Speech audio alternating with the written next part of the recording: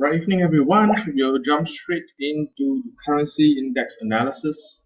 The first up off the bat is actually the dollar index. Yeah, last week I was actually pretty bearish about it. In fact, I wasn't really entirely sure, but this week, looking at what the formation is, pretty happy to see that for the dollar index price has in fact broken the horizontal level and make a very nice retest. Yeah. So if we look at the immediate term from May to now, it looks as if it's forming a very nice uptrend already. Yeah. So higher high, higher low, higher high, higher low. Yeah. So as such, for this upcoming week, I'm pretty bullish about the DXY. Yeah. Looking forward to see if any dollar long trades that will be setting itself up. Next up my list is actually the Canadian index. Now price has remained above the $80 level. In fact, for a weekly chart, it has formed a very nice doji bar. Yeah, but I wouldn't straight away jump into this any cat setup. Probably after Tuesday onwards, when I see that there's some clarity when the bulls have comes in, yeah, to actually close above the doji, then I'll be much more willing to trade it long. Next up my list is actually the Australian index. Now this also I'm not entirely sure, but it does have a very nice setup that it might possibly bounce off this horizontal level. You can see that this is where price previously bounced off. So from Aussie onwards, actually, I can't say that this is directly bullish or bearish, but I would say that there's a possibility that price might actually be bouncing off this horizontal level. Again, pending a Monday bar to see if the best comes in. If it does, then we might be possibly in for a very nice bear run. Now, Kiwi officially, this has been pretty tough for me to trade for the past 3 weeks. So, and if you look at a bigger picture, this looks almost as if it's in a range. So I'll just leave this out. Again, pound, there looks to be forming a pretty nice looking downtrend. Yeah, but it's really in the middle of nowhere. So I'll be looking for bearish opportunity for pound, but it won't be really at the top of my list for trading. Now, yen.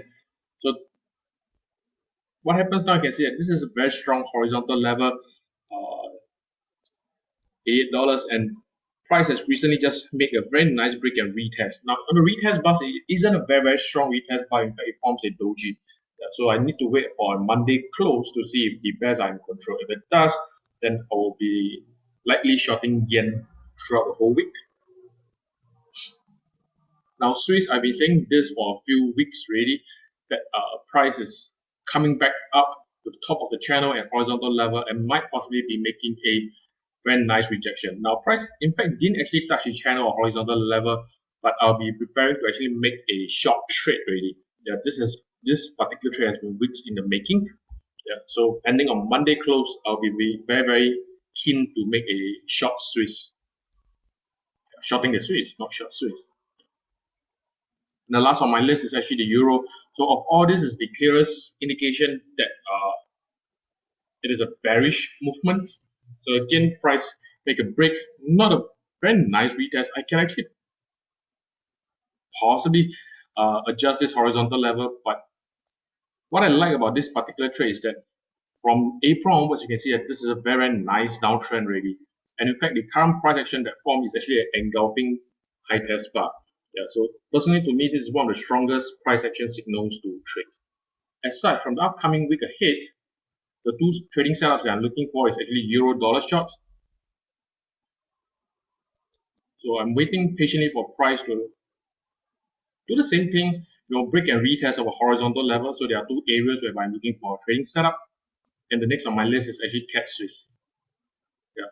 So you can see that CAT Swiss on the H4, it has been making a very nice uptrend, then followed by a pretty deep retracement. Yeah. So this may very well be turned into a short trade, a downtrend in fact. But let's not rush the gun. Yeah. So what I'm patiently waiting for is for again price to actually break to the high side, retest the horizontal level before I make any movement. Yeah. So that's my analysis for the week, and these are the two charts that I'll be keeping a close watch on. Thank you for joining me, and I'll see you next week.